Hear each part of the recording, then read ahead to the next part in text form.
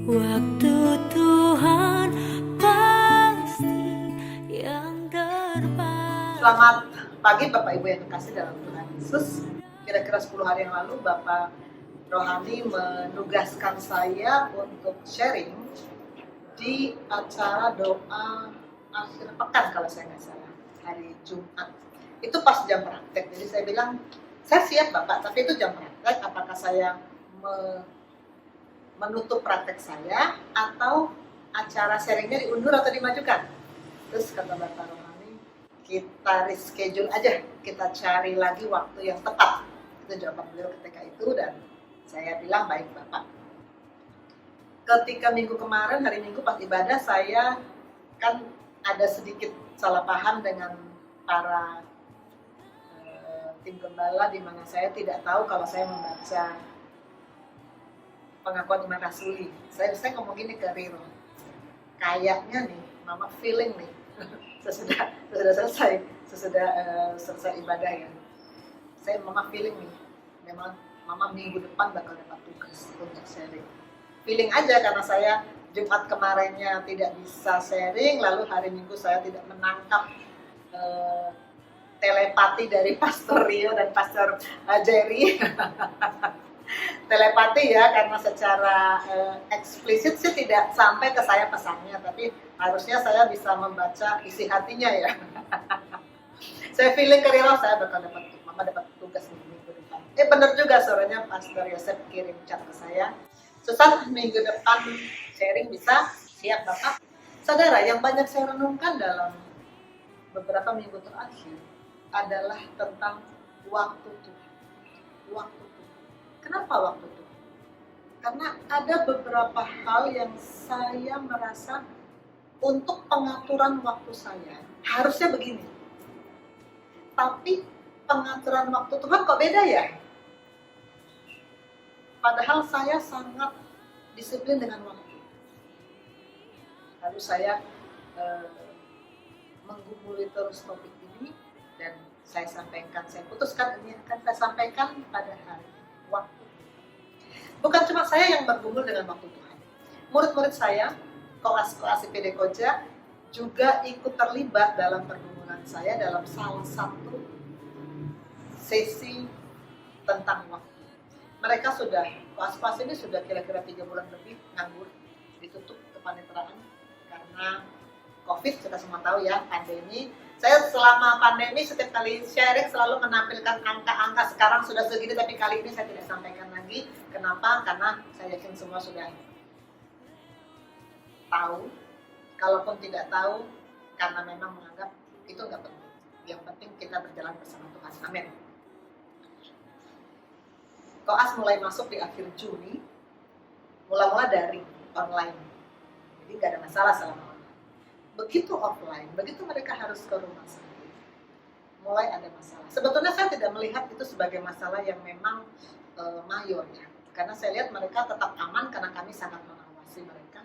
Tetapi 2 minggu berjalan offline, pemimpin rumah sakit memutuskan untuk menutup, harus kembali online.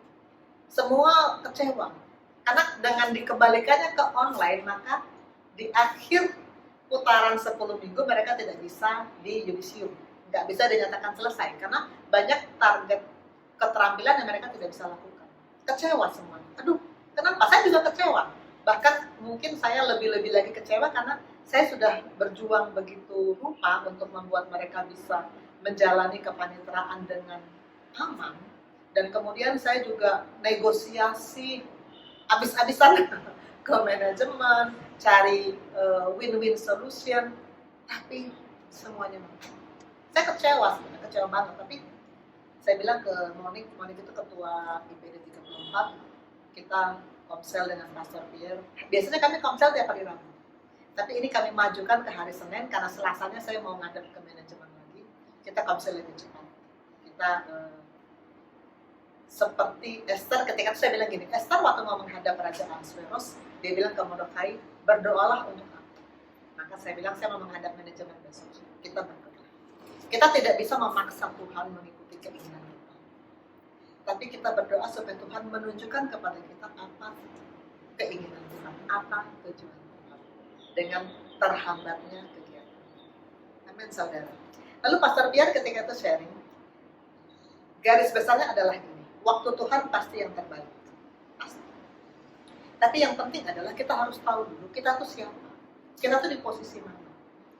Paulus berkata kepada Timotius, hai engkau manusia Allah. Manusia Allah, apakah kita sudah dalam posisi manusia Allah?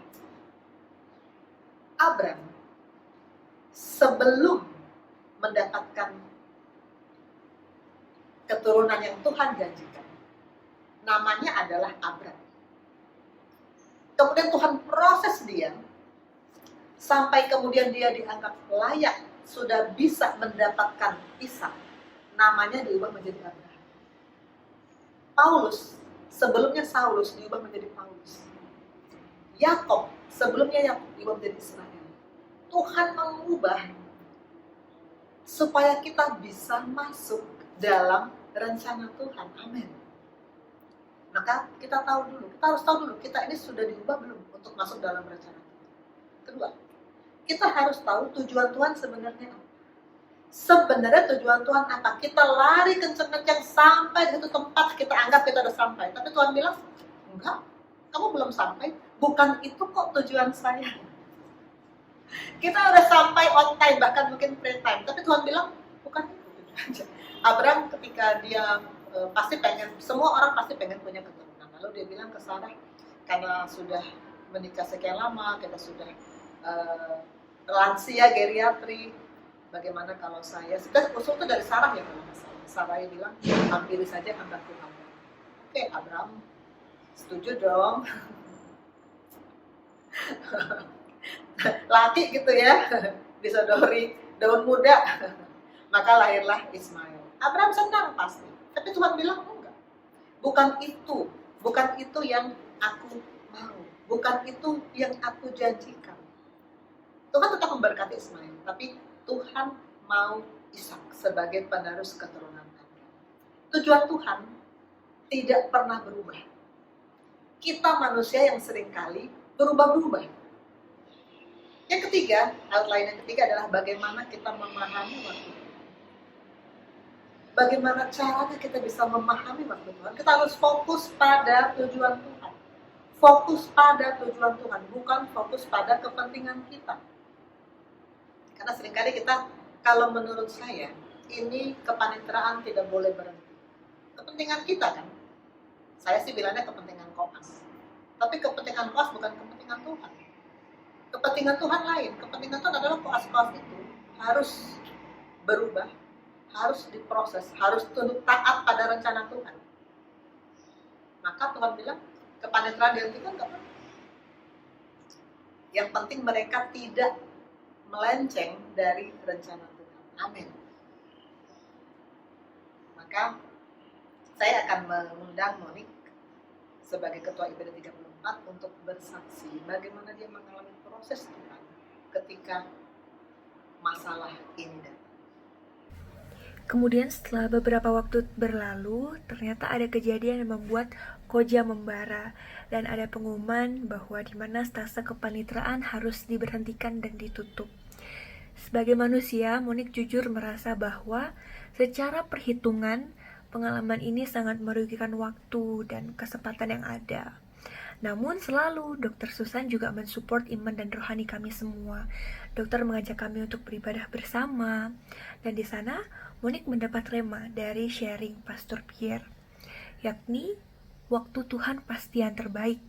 Karena bila Tuhan izinkan sesuatu terjadi ke dalam musim kehidupan kita, percayalah bahwa semua itu untuk kebaikan kita. Pastor Pierre mengajarkan untuk mengubah pola pandang dari hidup kita. Pola pandang terhadap masalah yang ada, dan harus tetap bersyukur kepada Tuhan. Sebab Tuhan pelihara kita sampai pada hari ini. Semua aman di dalam rencana Tuhan. Kita ada sampai hari ini, itu semua karena kasih karunia Tuhan. Tuhan sangat baik dan teramat baik untuk kita semua. Sebagai orang benar, hidup kita pasti dipelihara Tuhan. Keadaan yang terjadi ini merupakan ujian. Dan percayalah bahwa semua aman di dalam genggaman Tuhan. Kita tidak bisa menghentikan badai yang menerpa hidup kita, tetapi reaksi kita terhadap persoalan yang datang di dalam hidup kita menentukan apa yang akan datang kemudian. Dan percayalah bahwa Tuhan yang memegang kendali atas semua ini. Amin, puji Tuhan. Satu kalimat yang Pastor Pierre selalu sampaikan kepada saya sejak awal pandemi.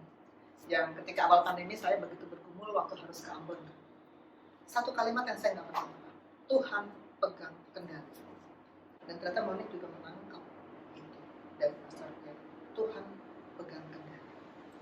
Saudara, waktu Tuhan juga dialami penantian untuk terwujudnya waktu Tuhan, terwujudnya tujuan Tuhan yang memakan waktu lama, juga dialami oleh banyak tokoh Alkitab. Saya ambil contoh Abraham yang tadi saya sebutkan di awal.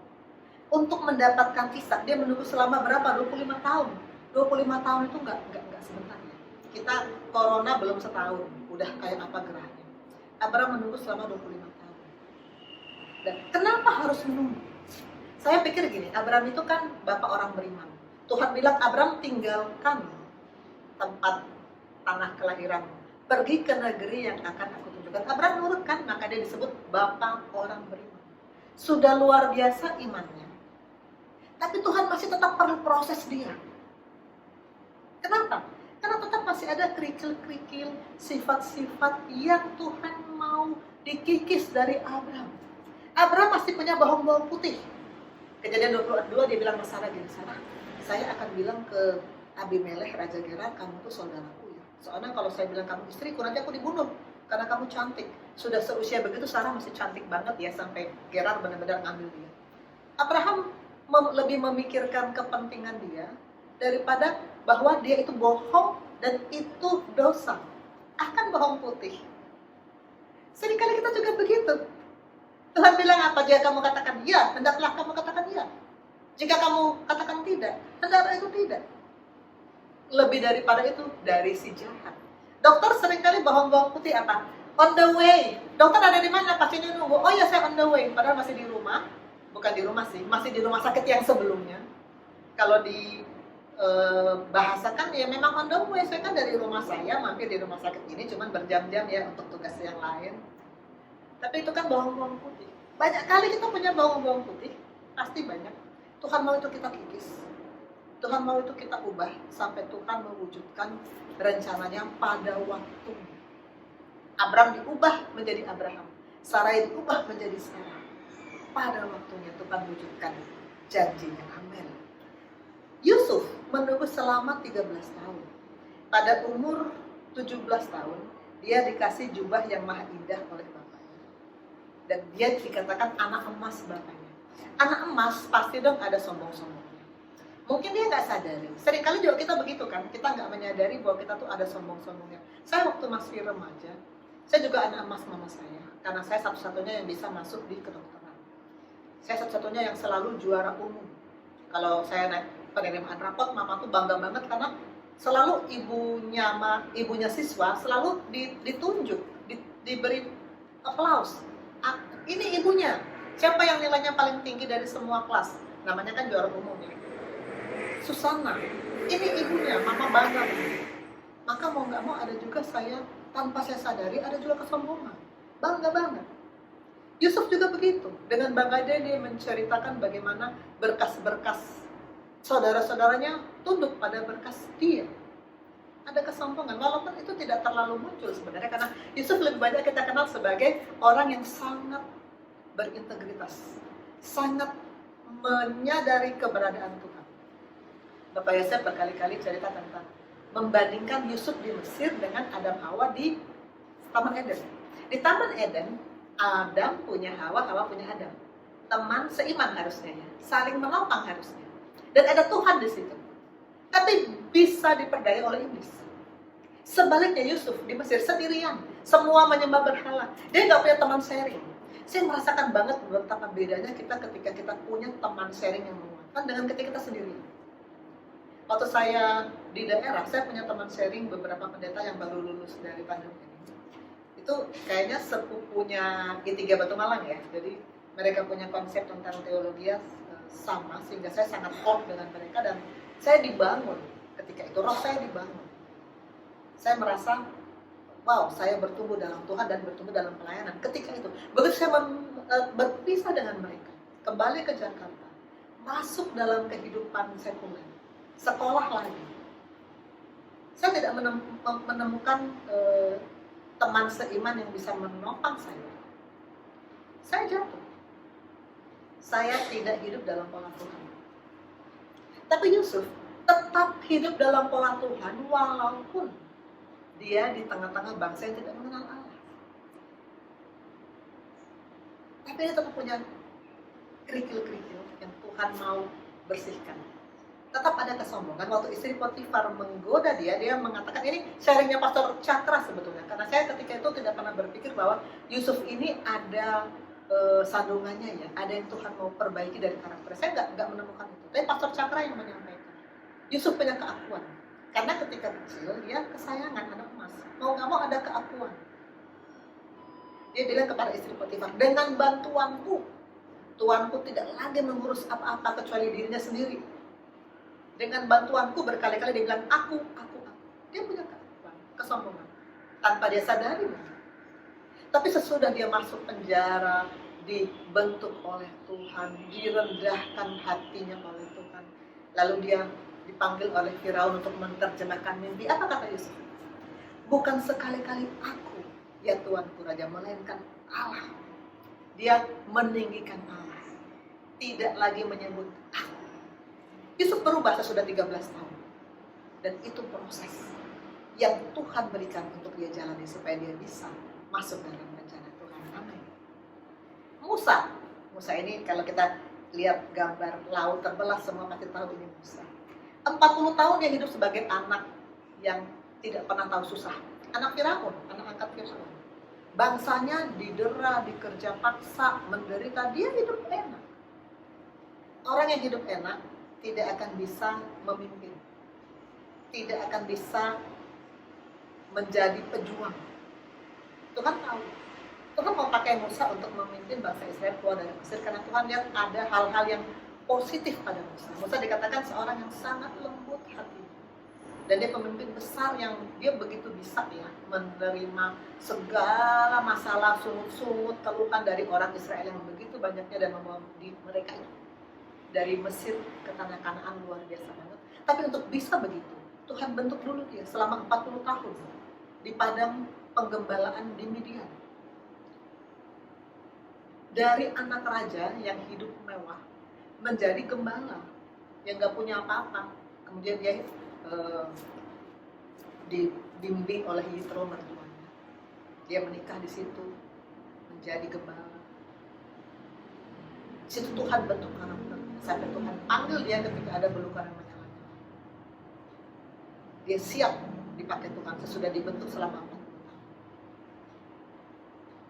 Berkali-kali Bapak Yosef menyampaikan 40 tahun pembentukan Musa ini kepada saya, kepada suami saya Renar, bahwa ada waktu Tuhan. Ada waktu Tuhan untuk Tuhan membentuk kita sebelum Tuhan menunjukkan apa yang mesti kita lakukan. Amin. Lalu, dari dia diurapi. Dia diurapi umur 15 tahun. Tapi dia nggak langsung jadi raja kan. Tetap masih menggembala domba. Bahkan sesudah itu, dia menjadi hamba Saul. Hamba, bukan raja, hamba. Sesudah itu jadi musuhnya Saul, dikejar-kejar. Hidupnya nggak enak. Tapi untuk apa Tuhan biarkan itu dia alami? Untuk pembentukan, karakternya diubahkan. Dia diajar untuk menjadi pemimpin, menjadi prajurit, menjadi pejuang, sampai akhirnya dia bisa menjadi raja Israel yang paling mencatat sejarah yang luar biasa. Dan bukan cuma raja Israel prestasinya Daud. Dicintai Tuhan, diperkenan Tuhan. Tuhan berkenan pada Daud luar biasa. 15 tahun Daud itu. Saya bilang ke Bapak Rohani, Bapak kenapa saya baru ketemu dengan Gesim tahun 2015? Belum lama saya bilang, kenapa nggak dari dulu? Kata Bapak Rohani, Tuhan tahu yang terbaik. Mungkin sih kalau waktu itu kita, mungkin ya, saya sharing dengan anak-anak, mungkin ketika sebelum itu, kalaupun kita tahu ada Gesim, Mungkin kita, oh gitu aja. Mungkin. Karena Tuhan belum, proses kita di mata Tuhan belum sampai pada titik nadir. Masih ada keakuan, masih ada kesombongan, masih ada yang mau dipertahankan. Harus sampai titik nadir dulu, baru kita mau tunduk taat pada pembentukan Tuhan, pada rencana Tuhan.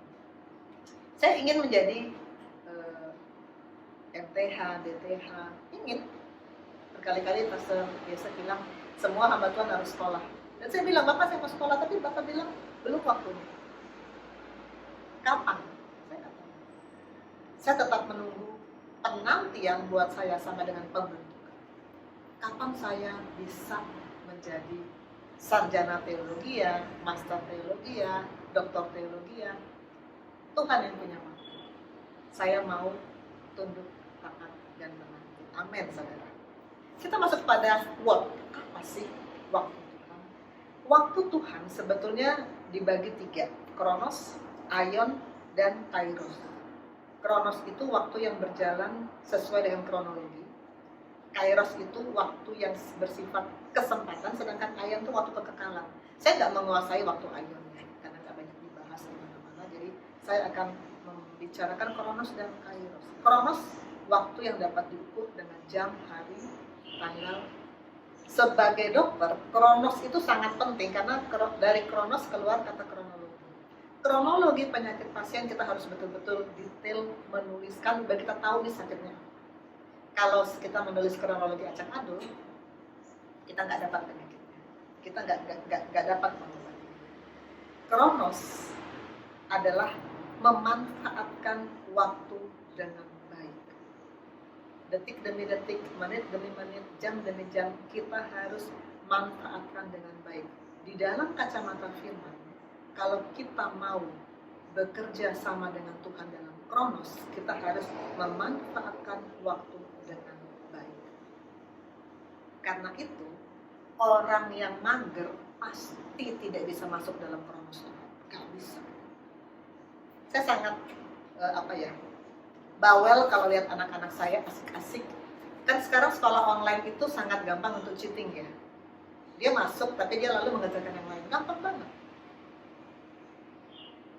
Homeworknya nggak dijamah. Dia asik-asik dengan kegiatan-kegiatan yang buat dia lebih menyenangkan. Tidak memanfaatkan waktu dengan baik, nggak bisa masuk dalam kronos Tuhan. Tuhan mau kita memanfaatkan waktu dengan baik. Saya sangat strict dengan timeline, timetable. Saya membuat jadwal. Saya harus on time, saya harus on schedule. Kalau tidak sesuai schedule saya nggak nyaman. Makanya waktu schedule mahasiswa koas terjegal corona, saya nggak nyaman. Saya berusaha untuk bisa kembali jalan, tapi nggak bisa. Dan akhirnya saya bilang, saya menyerah pada waktu Tuhan. Tuhan mau kita berjalan dalam kronos. Dengan cara apa? Memanfaatkan waktu sebaik-baiknya. Paulus berkata kepada jemaat Filipi, aku melupakan apa yang telah di belakangku, mengarahkan diri kepada apa yang di hadapanku dan berlari-lari pada tujuan. Tuhan tidak mau kita malas-malas menunda-nunda. Tuhan mau kita berlari-lari. Tapi harus jelas tujuannya.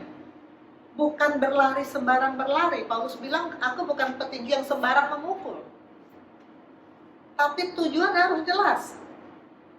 Kita harus punya visi, kita harus punya tujuan, baru kita bisa melakukan take action. Tujuan harus jelas. Saya pernah ke jalan ke puncak, tapi itu masih sudah lama ya. Ini cerita udah lama. Waktu itu masih belum terlalu macet ya. Saya sekarang udah nggak mau lagi ke puncak. Lalu ada mobil yang nyalip-nyalip, ngebut, nyalip-nyalip semua mobil, dan lalu hilang. Saya pikir, aduh ini kenapa ya mobil ini kok ngebut banget? Dia kejar apa? Mungkin di dalam mobilnya ada orang sakit yang kalau nggak cepet-cepet ditolong orang itu mati, mungkin. I don't know. Saya nggak tahu. Tapi kemudian sampai di restoran yang sekarang udah ditutup itu ya, yang terkenal banget di Jakarta. Kita melihat lah mobil ini yang tadi ada. Ngapain dia? Makan aja. Jadi tadi dia ngebut-ngebut, bahkan itu boleh dibilang membahayakan orang lain. Tujuannya apa? Nggak ada.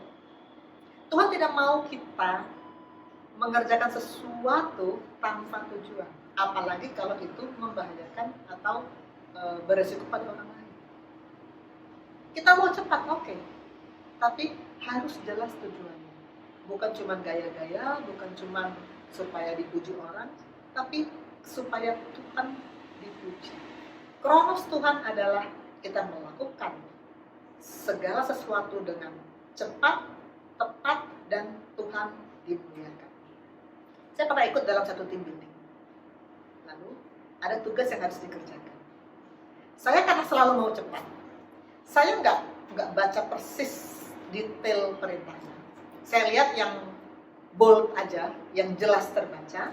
Saya kerjakan, kemudian di bagian terakhir dari yang terlihat oleh saya, berteriak kepada satu ruangan bahwa saya sudah selesai. Dan bukan cuma saya sih, semua yang melakukan itu juga sama. Tiba-tiba kita rame-rame bersaut-sautan, saya sudah selesai. Instrukturnya ketawa ngakak. Kenapa? Ada satu perintah yang paling awal, tapi memang nggak eye-catching. Bunyinya begini, kerjakan hanya yang paling terakhir. Jadi yang disuruh bukan itu, kerjakan hanya yang paling terakhir. Dan paling terakhir bukan teriak-teriak saya sudah selesai, bukan. Serahkan kertas kerja kepada instruktur, itu yang paling terakhir. Kita semua ketawa ngakak satu ruangan karena semua melakukan hal yang sama. Manusia begitu, selalu mau cepat, tapi nggak akurat. Tuhan mau kita cepat dan akurat. Siap untuk beraksi, ini kami kelompok rakyat. Tema retret ketika itu Padam, cepat, akurat, yes, yes, yes. tahun 2016 ya. Kejadian yang saya tidak akurat itu sebelum kejadian ini. Sesudah retreat ini saya pastikan saya akurat. Amin saudara. Itulah Kairos. Kairos berbicara tentang kesempatan. Memanfaatkan kesempatan dengan baik. Ini Kairos secara umum. Maka di dalam Tuhan, Kairos adalah memanfaatkan kesempatan untuk melakukan apapun yang menyenangkan Tuhan. Kalau saya ditugaskan untuk sharing film, pasti waktu itu kan tidak pernah bisa diperpanjang, nggak pernah bisa diperpendek. Kalau orang mau speaking mengatakan untuk memperpendek waktu, maka saya memanggil, itu bapak saya almarhum selalu komplain, waktu mana bisa diperpendek, tetap sejam, satu hari 24 jam. Jadi kalau saya menerima tugas dari Bapak Rohani untuk sharing, berarti waktu saya akan terambil untuk siapkan sharing. Saya kalau siapkan sharing kan bukan cuma menyediakan waktu untuk berdoa di kaki Tuhan, tapi juga untuk membuat slide, juga untuk membuat videonya. Karena saya komit apa yang saya sharing kan, saya mau post di YouTube saya supaya kapan saja orang lain mau dengar, bahkan saya pun kapan saja bisa retrieve lagi, saya bisa dapat lagi apa yang saya sampaikan ke kita. Makan waktu pasti. Apakah itu berarti saya akan kekurangan waktu untuk yang lain?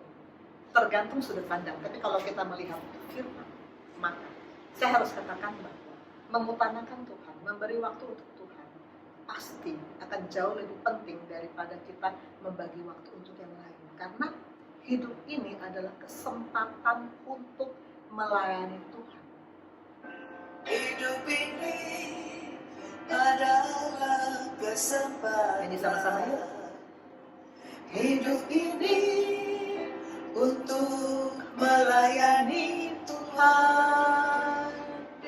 Jangan sia-siakan waktu yang Tuhan beri. Hidup ini hanya sementara. Amin saudara. Hidup ini kesempatan untuk melayani, jangan sia-siakan. Kita harus melihat prioritas. Waktu 24 jam dalam satu hari. Kita pakai untuk apa? Lebih banyak untuk apa? Kita utamakan yang mana? Jangan sampai kita kehilangan Kairos. Dalam dunia sekuler, ketika saya memutuskan untuk belajar melakukan tindakan endoskopi, saya juga melihat itu sebagai Kairos, kesempatan. Saya boleh ambil, boleh enggak. Dan kalau saya ambil, bayar lagi. Bayarnya nggak murah. Untuk khusus ketika saya waktu itu belum konsultan, saya ambil khusus endoskopi, nggak murah bayarnya. Tapi saya lihat profesor, saya punya guru yang sudah sangat dekat seperti orang tua sendiri. Dia bilang gini, ini kesempatan. Kalau kamu ambil keterampilan, ini kesempatan. Dia motivasi saya untuk ambil, dan saya ambil. Dan ternyata memang ini akan membuat saya, kemampuan untuk keterampilan ini membuat saya lebih dari internis biasa. Dan kemudian saya bisa mengambil subspesialis. Kairos juga sangat penting kalau saya melakukan tindakan ini, endoskopi ini. Ketika gerakan usus sedang bergerak melawan skop yang saya masukkan, saya harus diam. Harus diam. Kalau saya paksa masuk, bisa jebol usus orang. Tapi ketika kemudian usus itu diam, baru saya masuk. Ada saat, ada kesempatan di mana kita harus ambil, tapi ada saat di mana kita harus diam. Itu Kairos. Saya pernah sukses di Kronos, tapi gagal di Kairos. Saya mungkin pernah ceritakan sih, waktu saya ambil subspesialis.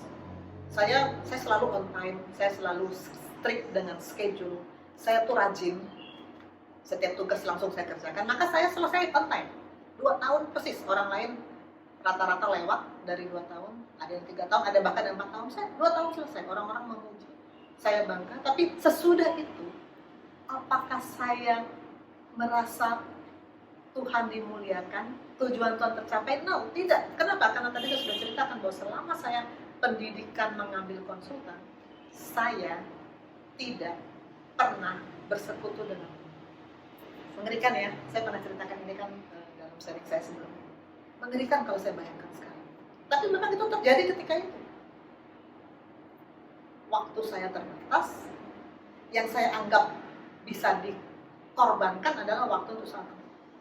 3 tahun lebih saya nggak sadar. Maka ketika saya lulus jadi KGH, saya merasa apa ya? Saya nggak tahu saya dapat apa. Tetap sia-sia. Tetap sia-sia. Saya dapat masalah. Kronos sukses, Kairos gagal. Dalam Kairos, di dalam Tuhan, kalau kita mau mengambil Kairos Tuhan, maka Paulus katakan, pergunakan waktu yang ada karena hari-hari ini adalah jahat. Pergunakan waktu yang ada. Waktu itu 1 hari 24 jam. Kita harus pergunakan untuk apa? Kepada Timotius, Paulus bilang apa? Beritakan firman, siap sedialah, baik atau tidak baik waktunya. Ini belum lama juga jadi sering Bapak. Dan buat saya ini berbicara kepada saya karena sejak pandemi, saya susah ngomong ke pasien panjang-panjang. Memang susah karena kita pakai masker N95 yang sangat membuat napas ada susah. Bagaimana mau sampaikan firman, napas ada susah. Harus ngomong, harus teriak-teriak. Gak bisa. Tapi kemudian sesudah saya membaca ini, saya bilang, Tuhan, kalau ada kesempatan saya bisa bicara firman ke pasien, saya akan bicara. Walaupun tidak selancar dulu, maksudnya dulu setiap firman. Sekarang memang lebih selektif. Tapi saya tetap berusaha setiap ada kesempatan sampaikan firman kepada pasien. Karena ini firman, ini perintah. Saat saya pakai masker, itu bukan saat yang baik untuk sampaikan firman. Saat pandemi, jaga jarak, bukan saat yang baik sampaikan firman. Tapi harus lihat Kairos Tuhan. Kapan Tuhan bilang, bicara firman, saya harus bicara. Amin. Kita pada why. Mengapa sih? Mengapa kita harus masuk dalam waktu Tuhan? 1, kita harus ikut bergerak bersama Tuhan. Tuhan itu selalu bergerak untuk mewujudkan rencananya.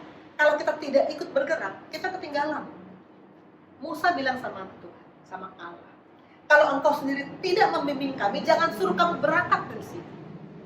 Musa bilang, kami hanya mau bergerak kalau bersama-sama dengan Tuhan. Karena kalau tidak, pasti akan gagal. Saya sangat suka menari, dan ini saya menari merengue bersama suami saya. Kalau dia nurut saya putar-putar kemana, maka tarian jalan. Nurut aja, yang penting nurut aja. Tapi kalau saya ke kanan, dia ke kiri, minimal dia keinjak kakinya, maksimal ke pelintir tangannya. Kalau dia nggak nurut. Karena apa? Karena saya yang lead. Nggak bisa dalam satu dansa 2 orang lead, nggak bisa. Kalau waktu Tuhan suruh Yunus ke Niniwe, dia nurut ke Niniwe, pasti dia tidak akan masuk ke perut ikan. Tapi Tuhan suruh ke Niniwe, dia malah ke Tarsis. Maka menginaplah dia di hotel perut ikan. Hotelnya Yunus. Kita harus bisa ikut bergerak bersama Tuhan. Satu, kita harus ikut bergerak bersama Tuhan. Dua, kenapa kita harus menangkap waktu Tuhan? Tuhan pribadi yang tepat waktu. Tepat waktu. Jadi kalau kita nggak tepat waktu, kita akan keteteran. Ini adalah kegiatan saya ketika melakukan ligasi. Mengikat urat yang pecah supaya urat itu mati dan tidak berdarah. Saya tarik urat yang pecah itu. Pada saat yang tepat, saya harus lepaskan karetnya. Pada saat yang tepat, saya harus lepaskan karetnya. Dan kalau saya sudah lepaskan karetnya, ini saya sudah lepaskan, maka karet itu akan mengikat urat itu dan itu akan pelan-pelan akan. Kalau saya terlambat, maka urat itu akan pecah, perdarahan. Kalau saya terlalu cepat, karet itu akan terbuang sia-sia. Harus tepat. Manusia aja harus tepat waktu, apalagi Tuhan. Tuhan selalu tepat waktu. Ketika dia membangkitkan Lazarus, Marta bilang, Tuhan engkau terlambat. Kalau engkau datang ketika Lazarus masih hidup, dia kan nggak mati. Tapi Tuhan sengaja dia melewatkan waktu 2 hari kan baru dia datang. Maria bilang Tuhan terlambat, tapi Tuhan bilang tidak. Tuhan nggak terlambat, kenapa? Kalau dia datang sebelum itu, Lazarus masih hidup kan? Tidak ada mujizat kebangkitan. Tuhan sudah merencanakan semuanya. Supaya orang-orang mengetahui dia adalah anak Allah yang berkuasa atas maut. Orang mati dibangkitkan. Amin. Pertama, Tuhan bergerak. 2, Tuhan tepat waktu. 3, kenapa kita harus masuk dalam waktu Tuhan? Karena rencana Tuhan tuh nggak pernah gagal. Tuhan nggak pernah gagal. Yang gagal itu kita. Aku tahu engkau sanggup melakukan segala sesuatu dan tidak ada rencanamu yang gagal, kata Ayub. Ayub mengalami berbagai masalah yang berat yang sampai saudara-saudara, sahabat-sahabatnya nggak bisa ngomong. 7 hari 7 malam atau lebih ya. Mereka diam saking kaget lihat keadaan Ayub. Anak-anaknya mati, harta benda diambil, dia kena penyakit. Tapi dia tetap bilang, Tuhan tidak ada rencanamu yang gagal. Yang gagal itu manusia. Manusia yang gagal. Saya pernah gagal ketika saya mau mengambil S3 dokter. Nggak banyak yang tahu cerita ini. Mungkin saya belum cerita ke Bapak-Bapak. Ketika itu saya sudah tamat KGIH, konsultan, sudah selesai, subspesialis, lalu saya mau lanjut ke dokter. Dan ketika itu memang saya dalam posisi tidak melekat pada pokok anak. Saya lanjut, saya pakai kekuatan saya sendiri. Saya lulus seleksi, saya bayar uang sekolah, saya buat proposal diterima, tinggal melakukan penelitian. Orang-orang semuanya menganggap itu mah tinggal penelitian mah pasti selesai. Tapi ternyata nggak selesai. Laboratorium biomolekuler yang saya andalkan ketika itu untuk melakukan pemeriksaan yang saya perlukan, nggak melakukan. Saya digantung aja, 1,5 tahun saya digantung. Dan ketika itu entah bagaimana ya, saya tetap ya udah akhirnya saya, karena saya tidak melekat pada pokok anggur, saya tidak mendapatkan hikmat ilahi, maka saya mengundurkan diri. Nggak jadi. Saya gagal. Tapi apakah Tuhan gagal? Enggak. Karena rencana Tuhan bukan itu. Rencana Tuhan bukan saya harus jadi dokter, tapi rencana Tuhan saya harus memuliakan Dia. Amin. Saya punya 8 koas yang saya ajak komsel dan pemerintahan selama sesi yang sekarang. Tapi cuma 1 yang hadir di sini dan menyampaikan kesaksian. Sebetulnya saya menawarkan semuanya, tapi yang menyambut hanya Monik. Apakah itu berarti Tuhan gagal? Tidak. 10 orang kusta yang disembuhkan, yang kembali berapa? 1. 1 jiwa membuat surga bersorak-sorai. Ketika Monik sharing bahwa dia mendapatkan banyak hal yang membangun rohnya di IPD Koja, saya yakin surga bersorak-sorai. Rencana Tuhan tidak pernah gagal. Amin. Lukas 15 ayat 7. Akan ada sukacita di surga bila 1 orang berdosa bertobat, lebih daripada sukacita karena 99 yang tidak memerlukan pertobatan. Amin saudara. Yang keempat, kenapa kita harus masuk dalam waktu Tuhan? Tuhan bergerak bersama waktu. Tuhan pribadi yang tepat waktu. Tuhan tidak pernah gagal. Terakhir, jawaban doa kita kepada Tuhan bisa tiga. Bisa ya, bisa tidak, bisa tunggu. Jadi kalau kita tidak masuk dalam waktu Tuhan, kita tidak bisa menangkap jawaban Tuhan yang mana. Yang sekarang sedang menjadi topik utama di mana-mana, pandemi. Tuhan, kapan Kau membebaskan dunia dari pandemi? Tuhan bilang tunggu. Tunggu. Saya masih mau membereskan karakter banyak orang. Saya masih mau membereskan gereja di mana-mana. Sekarang sampai pada bagian terakhir, how, bagaimana kita untuk masuk pada waktu Tuhan. Pastor Pierre berkata, kita harus fokus pada tujuan Tuhan, bukan pada kepentingan kita. Bagaimana caranya? Satu, setialah pada proses. Tuhan itu punya proses, kita harus setia. Bayangkan kalau Abraham sebelum 25 tahun, dia memutuskan, enggak, Tuhan bubar. Atau Yusuf sebelum 13 tahun, udahlah, aku sudah begitu setia, tapi kok nggak jadi juga. Mimpiku yang aku disembah oleh saudara-saudaraku itu kok nggak jadi juga, malah adanya masuk penjara. Musa, Daud, kalau nggak setia bubar jalan kan? Setia pada proses. Bapak rohani berkata, setia adalah taat terus-menerus. Taat satu kali. Kalau taat itu sambung menyambung terus-menerus, namanya setia. Setia pada proses. Kedua, percayalah kepada Tuhan. Percaya adalah taat, kata Bapak rohani dalam sharingnya sekian waktu yang lalu. Sebagai contoh, Saul. Ketika Saul memutuskan untuk tidak taat, dia dibilang, tunggu aku, kata Samuel. Tunggu aku ya Raja Saul, aku akan datang dan aku yang bakal persembahan. Tapi Saul gak mau menunggu, karena dia gak taat. Kenapa gak taat? Karena gak percaya. Dasar dari ketidaktaatan adalah karena dia tidak percaya. Dia bakar persembahan, lalu kata Samuel pernah datangkan, Tuhan sudah menolak. Ketidakpercayaan menghasilkan ketidaktaatan. Sebaliknya, kalau kita percaya, kita pasti taat. Percaya pasti lakukan. Ini ilustrasi yang sudah beberapa kali muncul. Pastor Rio sampaikan, saya juga sampaikan. Orang yang naik sepeda di atas tali, siapa yang percaya? Semua angkat tangan percaya. Siapa yang mau ikut? Semuanya.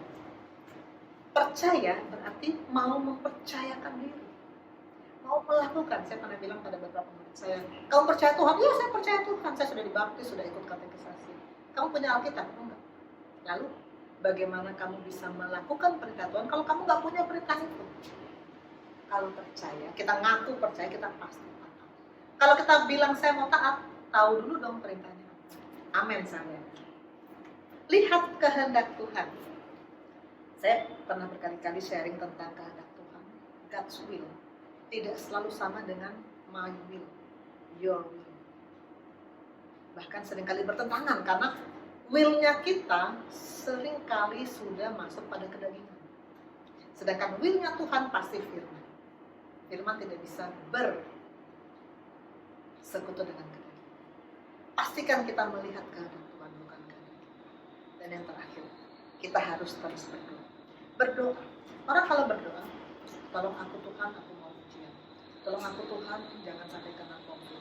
Tolong aku Tuhan, aku mau minta supaya kepaniteran bisa jalan. Semua minta.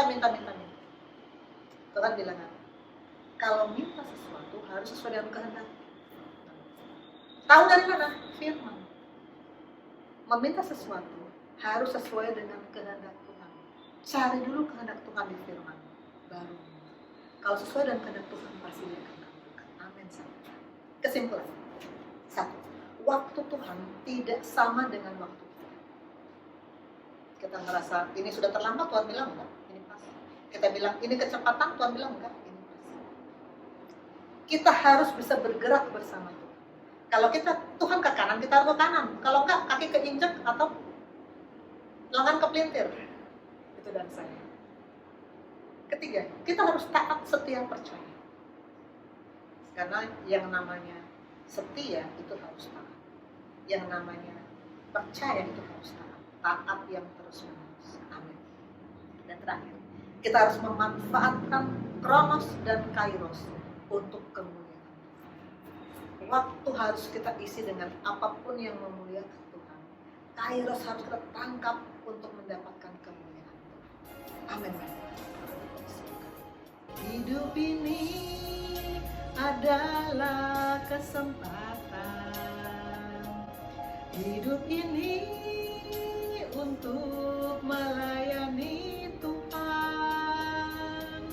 Jangan sia-siakan waktu yang Tuhan beri.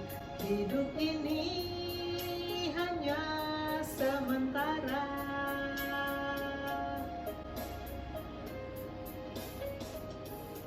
Hidup ini adalah kesempatan. Hidup ini untuk melayani Tuhan. Jangan sia-siakan waktu yang Tuhan beri. Hidup ini harus jadi berkat.